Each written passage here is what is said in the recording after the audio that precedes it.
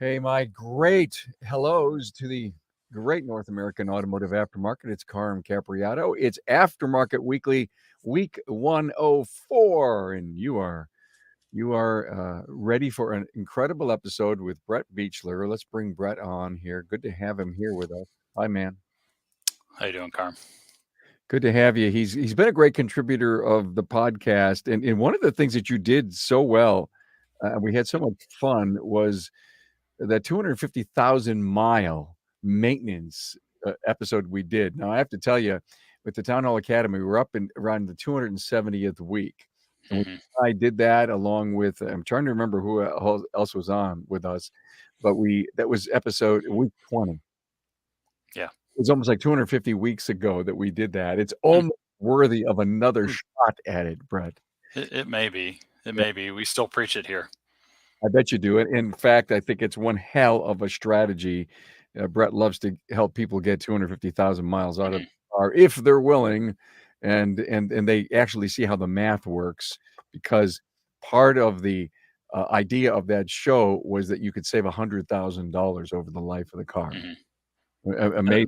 That's the whole key. Is you can talk a game like, hey, you can get 250,000 miles out of this car, but until you instill the why, like why would I want to get 250,000 miles out of the car? Well, you can save $100,000 over a lifetime of driving. Well, okay, now you got my attention. You I know. know exactly. And when you see the numbers and you feel the numbers, I mean, never better time with inflation where it is, Hmm. where the car prices are, with the chip shortage, and shall I go on, and the price of gas, shall I go on? Yeah. What Go on. and it's a very powerful message. In fact, maybe what we should do is we should just republish that. Just get Hmm. it back up in the stream and let the shop owners see that. Hey, again, we're here Aftermarket Weekly, and we're going to talk today about streamlining processes and the communication between locations. Brett has one huge complex, if you will. There's the picture of it. Hmm. And, there's some multiple things going on, and he wants to talk about how he makes it tight. And I just can't wait to hear about it. If you're with us Hmm. on social media, please give us a look, a like, a comment, a share. And we're coming to you from the Dorman OE Fix Studios. And when I come down here, it's just my Carm cave, and I love it so much. And we really want to thank Dorman for their great support. The aftermarket is filled with companies that make replacement parts, but few invest in design, engineering, manufacturing, programming, and testing like Dorman.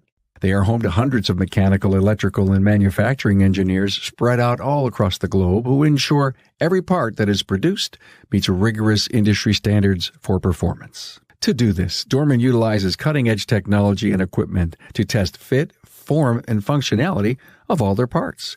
Some of these tests include rapid prototyping 3D models for fitment checks, tolerance testing on both mechanical and electronic components through salt fog and thermal heat and pressure testing.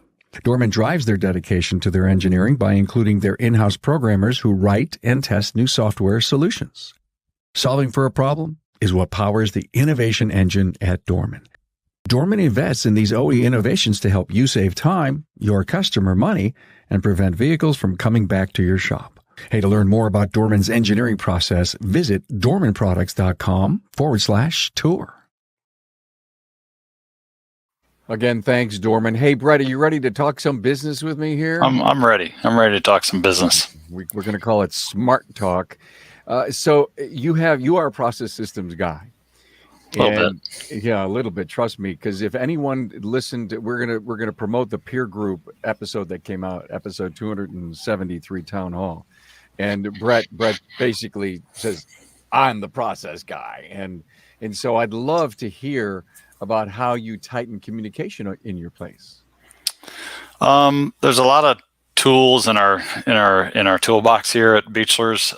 We had to do that because our first building you guys saw in the photo, the above photo, was built in 1970-71. That was our main 5-bay shop.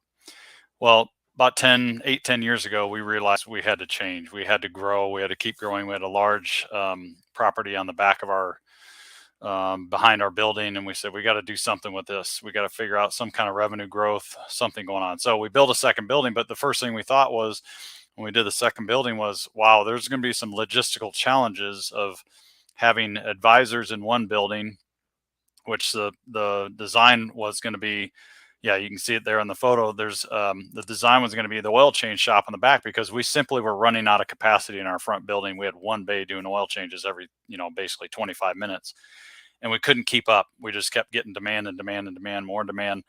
And so let's do something else. Plus, our advisor area was in a convenience store setting. So I knew this 15 years ago. We're never going to be able to recruit top talent to our shop if they're working inside of a convenience store. Loud, stinky sometimes, just the whole ball of wax. So we knew we had to go to a second shop. But the first thing we thought was logistics. How are we going to get stuff moved around, keys, communication, everything that went between the two, because you got advisors in one building and techs in the other building, the ASC techs. So one of the things we use, and there's a bunch of different programs out there, but it's Softros. That's one of the streamlining that we do. And on the shop tour, I'll show you a couple things, like from a hands-on logistical deal that we do that really, and I was telling Tracy the other day, that really helps with the minimization of talk between advisors and techs. I think that's absolutely critical. If you've got a system that they're constantly verbally talking to each other and they have to communicate back and forth, it's going to be super challenging to get streamlined in your organization. So we really push hard to have good descriptions by the technician.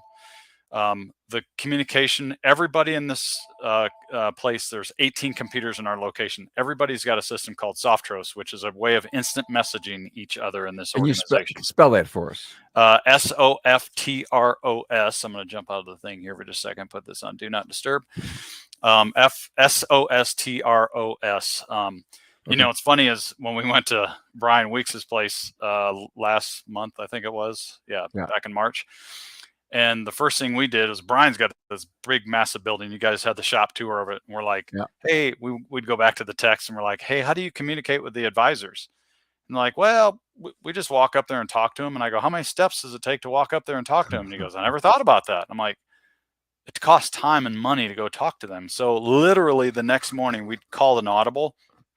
Literally the next morning, me, Gary, Craig Noel came back to the shop, and we installed Softros on every computer. And by mid-morning, these guys were like jumping for joy. And it was just a little simple tool so they could go, hey, Mr. Advisor, my estimate's ready on this car. Will you call the customer? And they didn't have to move from their toolbox, and they turn around, they go estimate car number 2 or evaluate a car number 2. And just that little tweak in his organization, you can imagine how much time that saves him, 300 days a year.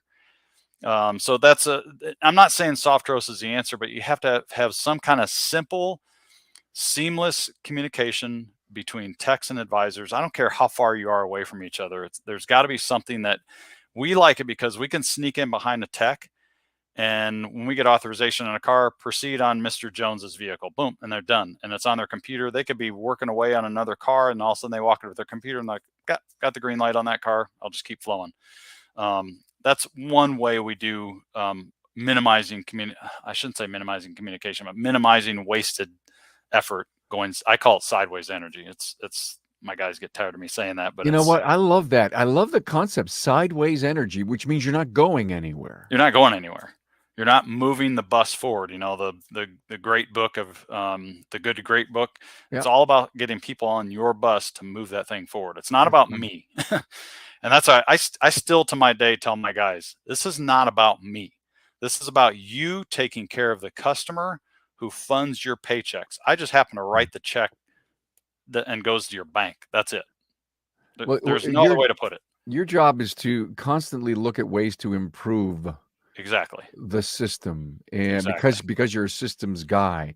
Mm-hmm. And when I think about, we've done shows with people on having an annex. It's 100 yards away, or a satellite that's a mile away. Mm-hmm. I'm sure this piece of software, again, it's using the internet to communicate. Mm-hmm. So if you have a non-contiguous unit, did I say that word right? Yes. Then you need to tighten up, if you will, the rope between them all. Right. Brilliant. Right. Some of the things I take for granted, and I still have been to other shops to this day that don't have this, but each of the each of our techs has a phone. Each of our techs has a computer that I can access them. And this is really geeky, I know, but my advisors wear a headpiece all day long. And with one touch of a button, my technicians on their phone can go to their respective advisor and they can be hot into their phone. Like they're literally dialed into their headset and they can go, "Hey, Craig, I got a question on this customer." And Craig might be at that time with another customer and he says, "Hey, Caleb, give me a minute. I'll call you right back."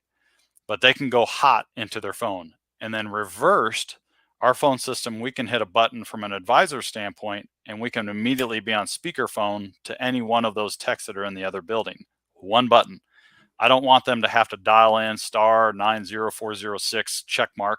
It's one button on our phone system. I guarantee most of the people listening on this call have that capability on their phone system and they haven't tapped into it. I'm not picking on them. But basically, you're taking a shortcut and assigning it to a button. Yeah. You assign it to a button. Our phones have 1, 2, 3, 4, 5. They have 18 different options on what we can program into each button. Yeah. And I'll go to shops often where they'll have like 3 or 4 of those buttons utilized, and that's it. And I'm like, imagine how much time it takes me to look up a supplier number on the system and go, okay, who am I calling here? This is Napa. Okay, what's their phone number again? Instead, just put it on the button. I mean, take your top 6 or 8 suppliers that you call, take all your technicians that you contact on a daily basis. I mean, it's all over the place with our phone. We got every single button utilized on our phone system. Okay, so you're using shortcuts, or you're asking the question, why not? So if you have a speed dial for a supplier, you can have a speed dial for a tech. Yes, that's what we have. Because it's intercom, it's in-house. It's here. The bottom line is you and I are talking about things that are not like completely earth-shattering. It's not like we're saving hours. It's seconds. That's what is important in our business. And I just don't want my guys to have to work really hard to produce a lot of hours every day. I mean, well, listen, I've been to enough classes where they literally took the 10 seconds per tech per hour, and you add it all up, and at the end of the month and the end of the year, it's huge. It's huge. It's no different than what you and I do with money. It's like when I was a kid and I started earning money. And my dad's like, "Hey, why don't you annualize that?" And I'm like, "What are you talking about? Annualize it?" He goes, "You going out to lunch every day. Why don't you go ahead and times that by X amount of days?" He said, tell me how much that costs you in a year. And that just hit me square between the eyes. I'm like, I'm not spending $1,000 a year to go out to eat. How much time does it make me to earn? How much time does it take me to earn that money? We need to think the same exact way when it comes to budgeting for our time with our techs, period. I hear you, buddy. I'm telling you, years ago when I would go to lunch, and all of a sudden I started to realize that if I could save $1 a day, and it didn't seem like a lot of money, except for the time that, my copay went up on my prescriptions by $300 until I earned enough. Well, that was $1 a day for lunch. Yeah. Yeah. A lot of money, a lot of time gets slipped out of our business. I mean, it's funny. My dad, I got a lot of wisdom from him, and he says, we get all freaked out if a guy steals an oil filter from us and you'll fire him. But if he goes and punches in and then goes and has his breakfast in the morning for 10 minutes, we kind of go around that rock in the river. That's, to me, when you're on deck. I had a consultation with one of our employees yesterday. When you're on deck, you're here to work. I eat my breakfast before I get to work. I don't get here and then munch in the back and lollygag. And I mean, that's just the way it is. You're either stealing time or you're stealing parts, and both ways are wrong. And parts, we get all upset because it's a tangible thing. But we don't get upset over time. Right? No, we don't. And we have to be super diligent about that. We have to be super diligent about the time. And we never get it back. Look, this was a great tease for the audience. Brett is a process guy, and in fact, it just is motivating me to have you come back and give us in a different show, 3 or 4 other of your most brilliant process saving ideas. I'd love to have you back. Hey, let's talk about. Thank you. Let's talk about the new listens of the week, and one of them that you really have to look at is the peer review, episode 273 of the Town Hall Academy, and this is where Brett was with Brian Weeks, Craig Noel, and Gary Pontius Jr., and they described that incredible peer review that went on over at at Brian Week's place. Please listen to that. You'll be so motivated. We also had Clint White, episode 740 on standards aligning with your core values. Matt Fonslow put out The Myth About Rock Bottom, the diagnosis of substance abuse disorder with his wife, Danielle Fonslow. It's a follow-up part 2. Very candid, very transparent, very honest episode. Incredible. It's amazing when you think about the industry that we have and some of the things that are going on in it that we sometimes look the other way about. And Brett B and Hunt Demarest came on Business by the Numbers. He's talking about going multi-location. So continue to put out some of the best content available in the automotive aftermarket. Okay, what's next? Oh, out of this. This is a let's check out the tour of Beachlers. You and your dad Terry been around for tons of years, right? In the 70s, yeah. And yep, 1919. I'm sorry, we've been around, but my grandpa started in 1951. Wow, beautiful place, and I know you've got a gas station, convenience store, shop, and oil change place. Can't wait to see it all. Good. All right. So, do you want me narrating through this? Please. Okay. So right here, and I was explaining to Tracy the other day, one of the things, we just recruited a tech. He started with us this past Monday, and he's been coming to our gas station for years. And he told his wife, he said, I want my name to be up on that wall someday. And I said, seriously? Like, that was one of your tipping points? He said, yeah. He said, I was amazed. We got our sign guy redoing all the signs so we're the respective above the bays. He said, I was amazed at how long guys have been there. Like, let's stop the tape and let our industry know. You've gone to big theme parks or in companies where the employees wear their name tag and they show the tenure that they have with the company. I have yet to see something like this, maybe inside the shop, but never outside, Brad. This is a phenomenal recognition of your people. Yeah, Dale right there, he retired from working on cars with us, but he's still on payroll. And he comes in and repairs machinery and things like that when things break down. I call him my Uncle Dale. I mean, he was born. He started with us a year before I was born. So it's just that sign deal serves two purposes. A, it explains to the public how long guys have been here. But B, you know what else goes on there? Is exactly what that text said to me. It reaffirmed it. I want my name to be up there someday. It's not just my name up there. I mean, in the end, it's really not about my ego. It's about me leading a bunch of people on our organization to continue growth for them and us and the whole ball of wax. But the fact that he came to me and said, I wanted to come there because I saw the tenure, and he said, I told my wife I want to be up there someday. Brilliant idea. And I was like, wow, I never thought it'd affect somebody like that, but okay, I'll take it. So tire pusher or car pusher. Okay. I think a lot of guys in our group have those things. You know, I can't tell you how many cars I pushed in this facility with other techs, and you know, you're all winded. I don't care how in shape you are. You're all winded by the time you get a car in there. And then now with the pusher, we don't have to, you know, suck up two guys. Two guys get to stay inside the shop and keep producing. Again, seconds, right? How many bays? 5 bays in the front building. Actually, there's 7, but you'll see the other 2 here in just a minute. But these are the 5 bays for our 5. I've got 4 ASC technicians and 1 apprentice. That's Jeremiah. It just came to us from the local community college. Good kid. You know what? I found him at a high school recruiting deal, and I couldn't take my eye off. There's Ira, just had surgery.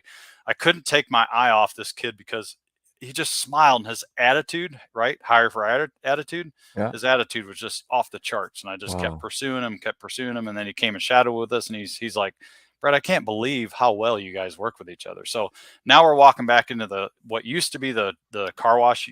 Carm, you remember those days when the track would go through the car washes and push the car through? Yeah. So we had somebody accidentally destroy our car wash about 4 years ago. So we turned it into a tire and alignment bay. So the first bay was our tire bay. This is our alignment bay. We move about 2,500, and it's still growing tires a year.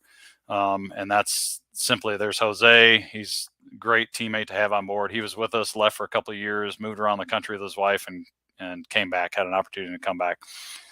Back at the convenience store, nothing too wild and crazy. This is where our service advisor area used to be. There's Jimmy. He is just a beam of light on our staff here. That used to be the advisor area where all that stuff was. it was, you know what? You didn't know any better back then, but as you grow and you get outside your shop, you're like, something needs to change. And we ended up expanding the convenience store. And, you know, there's a photo in here. We kind of like our nostalgia. So that's an old pump from the 50s. I love it. My dad and Dale actually restored the pump about 15 years ago, and just kind of given a little bit of our heritage. And you'll see at the left of this is a picture of my grandpa. So this is a small original photo. He's out there pumping gas for a customer. Sure. But we'll go to the other building, and you're going to see where we had a graphics company, a sign company, create a bunch of really good quality signs. And I wanted to bring the feel of an old style, like history, nostalgia to our new building. That's our new building. That's where our customers get to hang out every day. That's where we get to hang out. That's my grandpa on the left. He's the same photo. We expanded, really professionally done pictures. This is what people experience when they walk through that first foyer coming into our shop. So there's a lot of like just good feel, because that's all we're doing is giving people a good feeling. Grandpa and dad on the left, dad and myself on the right. Yeah. So that's all you're doing. That's all you're doing is just giving people a good feel. Waiters. Customer waiting area. Yeah, we had more than usual that day. We usually have like 2 to 3 at the most, but that particular time that's a kids waiting area. Notice the door on the kids waiting area. Really critical, because we used to hear a lot of screaming kids, and now we don't hear them. It's really nice when they come in and hang out with their mom. But interestingly, COVID, you don't see the frequency of moms and kids coming in like you used to. That's our office waiting area for customers to come in and want to hang out and work on things. And I can't tell you how many times they come in, and there's our coffee area, and that's our timeline. Really proud of this. Just goes back through the history. Customers, I never thought it'd be as popular as it would be, but customers just will sit there for 5 minutes just absorbing the history of our place, and like where they started. And my grandpa started with a $25 investment in a 2-bay shop, leasing it, of course, from Standard Oil at that time. But just history, and dad and I, the original oil change place, the ribbon cutting for the new building. A lot of really cool, like black and white backdrop photos of older guys that have been working there a long time. That's our television. You might want to pause here.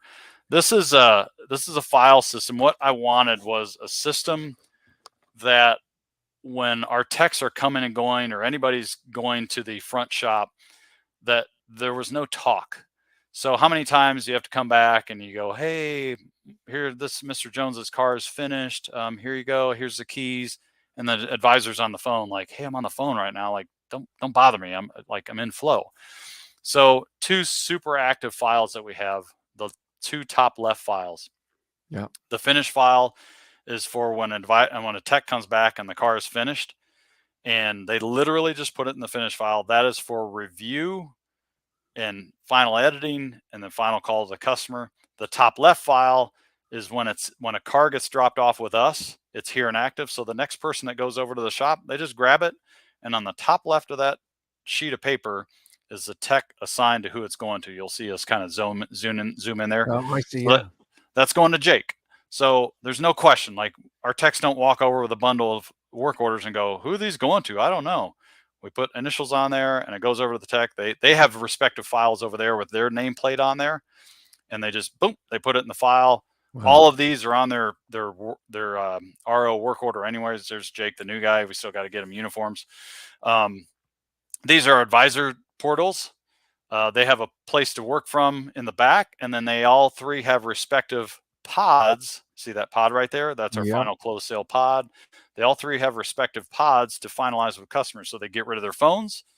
They leave their phones behind. They leave their work they're working on behind, and they're fully dedicated and devoted to that customer when they're at that pod. I love that. I mean, that's something that I think we need to hear what Brett just said. It's standalone, it's separate, and it's you and the customer in that really important time Yeah. where they're paying you, and then getting, if you will, the confidence and the trust and the value and everything that was done to the vehicle, and the why they came. Yep. And I will say, we have 8 touch points in our business. I would like to have a 9th at some point, but we have 8 touch points in our business. I view this touch point right here, the final close sale, as one of the most important processes in in all of our organizations. Yeah. Completely the most important process. And you can pause that if you want, just so we can talk about this for 1 minute, because that is the point you've got eyeball to eyeball, right? You got eyeball to eyeball. So we have shifted in the last 6 months, and Brian Weeks has been doing this for quite some time, but we have shifted to pre-scheduling our appointments. But the catch is, the ripest way to do it is at that position right there. Hey, here's some highlights. Here's what we did. Here's some great things about your car, which we've already talked about in the estimate sale anyways. And at that point you get that eyeball commitment, like, hey, how long you plan on keeping your car? Well, that's when the 250,000 mile question comes in. Well, I'd like to keep it a long time. We don't pry. We don't say, is the car paid for or not? That's, quite frankly, it's none of our business. But quite a few customers say, hey, this car is paid for. I'm like, and that to me is like the ideal point. Like, wow, this car is paid for. You're making car payments to yourself. And I'll say that, like, you're making car payments to yourself. Most people are not doing that, but you're saving up for your next car. You're having a fun for maintaining your car, whatever the case may be. You really want to educate that customer for the long game, right? Not just the short game. And trust me, on the flip side, we've pulled plugs on cars. We've said, it's not worth it. Don't put the money into it. It's going to be a money pit. Move on to your next car. Take some time. But that final close sale, I call it a close education process right there, Sure. is absolutely the most important part. We had guys that are no longer with us. We used to just, oh yeah, here, car's great. Yep, $59.22. Thanks, see ya. And by the way, we'll contact you in 5 months and see if you want to do all this stuff that's on the estimate here. And it absolutely drove me bazonkers, because we've had this system for 7 years where 5 months later we text and email the customer and say, hey, you want to come in and get your 100,000 mile maintenance? Well, guess what? We did a terrible job at the final close sale. Now we're doing a much better job, and we actually captured those folks, and they say, yeah, you know what? You might as well pencil it in, because we're 4 weeks out right now, right? So we present it in such a way like, hey, customers are waiting 4 weeks to get in. Do you want carte blanche? Do you want me to pencil you in the calendar right now, 6 months from now? Yeah, why don't you do that? Like, I want that spot. Lock it down. I Lock love it down. So what's the percentage? What's the percentage of yeses? We're at about 40+%. Wow, that's huge. You got to remember, there's a customer life cycle, right? When they first start coming to you, they're putting their feet in the water. You and I've talked about this before. They're putting their feet in cold water. They're kind of easing their body into it. Like, they don't have that full trust factor with you yet. It takes time to get them through that process. I'll say, I'll tell you though, I've got guys on my team now that they'll have a new customer and they'll book the next appointment with a brand new customer. Wow. So that to me is the ability of a guy to have trust, to establish rapport, trust with that customer. But anyway, I don't want to beat a dead horse here, but I want people to know how important that final close sale is. It is not a transaction. It is not a take their money and get out of there. It is a, here's what we did for you. Here's how good your car is. Do you have plans to keep it for the long run? Okay, well, if you have plans to keep it for the long run, help us partner with you in the long run. And oh, by the way, your car is going to be at 100,000 next time. Let's do these things next time. What do you think? I have this wild thought. Fire away. The end pod is the go and be sure we stay married. Or go get us married. It's a brand new customer. It's a brand new customer. Go get us married. I like that. And you have to, all the guys know in our organization, if there's a guy doing a final close presentation to a customer, don't bother him. Like, don't worry about anything. He is taking the flack. Like, we're taking the flack for him, and he is in a zone for 4 to 5 to 6 minutes talking to the customer about, hey, would you like to schedule in next time? Don't bother him. You have to protect that person. I mean, he's the quarterback. You're the offensive line. You got to protect him. Period. I love it. I love it. So- It's going to the altar pod, Tracy says. The altar. There you go, Tracy. I Going like to that. the altar pod. Very good, Trace. Thanks. So, okay, we'll carry on. So enough of that. Okay, so like these gents all have, this is a 3-bay operation. There's 4 computers out here. One for the guy who manages the place, Zeb, who manages all of our parts.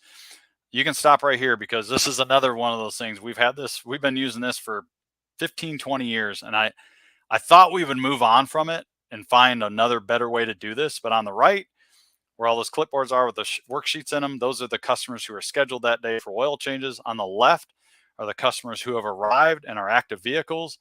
And I want my guys to walk up there, my oil change light duty tech guys, to walk up there and not have to think. When guys think, I want them thinking in other ways, not in terms of like managing cars and coordinating things. I want them grabbing and going. So we're kind of freakish. We literally have 6 different areas of our parking lot that people can park their cars. So guess what I have on every worksheet? I have a direction where the car is parked. I don't want my guys wandering around the building trying to find a car. I have a north zone. I have a south zone. I have a south end of the vehicle maintenance center. I got a west end of the vehicle maintenance center. I got an east end of the vehicle maintenance center. I got an east side of my main building.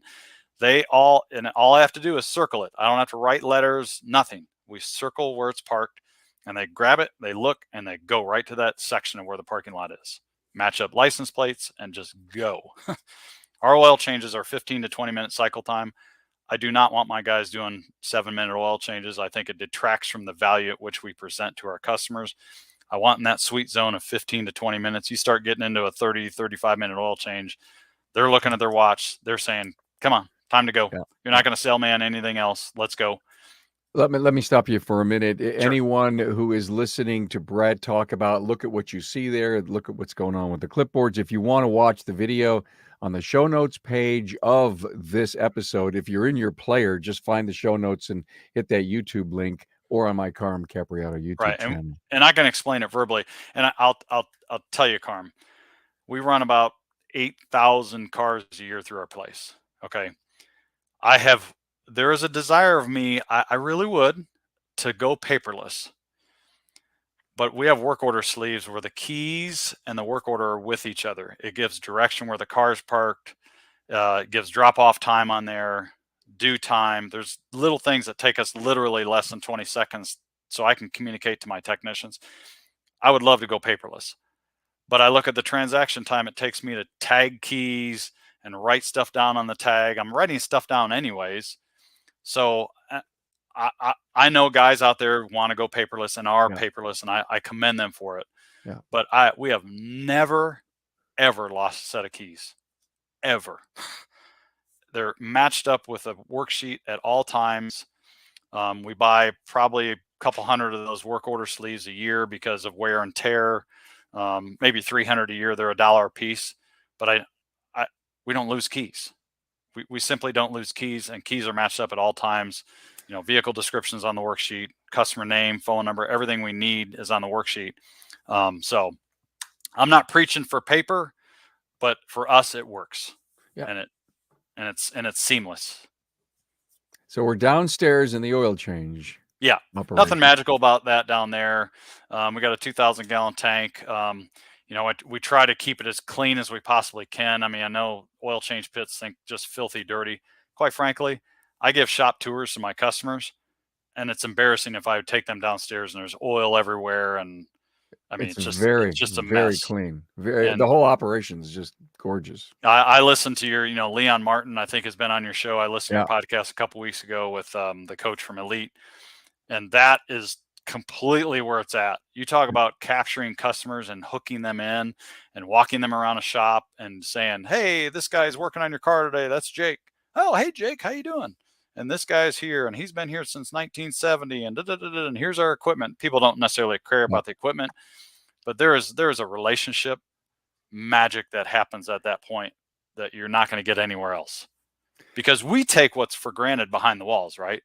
You and I, we know each other and like, oh, what's the big deal? Yeah. People wouldn't want to know that. But I've taken engineers from Caterpillar, who is located here in Peoria, and these engineers at Caterpillar are like, man, this is awesome, taking me around the shop. I've never been down the basement of a shop. And I'm like, really? That impresses you? I'm like, okay. So that just reinforced me when, in the fact that shop tours are so important.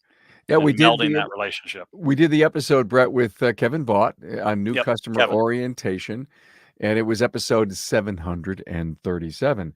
Yep. This was great. I mean, I could sit and listen to you forever. And I don't know, somehow you must be anointed inside of your peer group as the process guy, and so probably people don't make a move unless they talk to you, right? No, there's a lot of good process guys out there. I mean, the guys that we work with at Brian's place, Gary he's a really good process guy.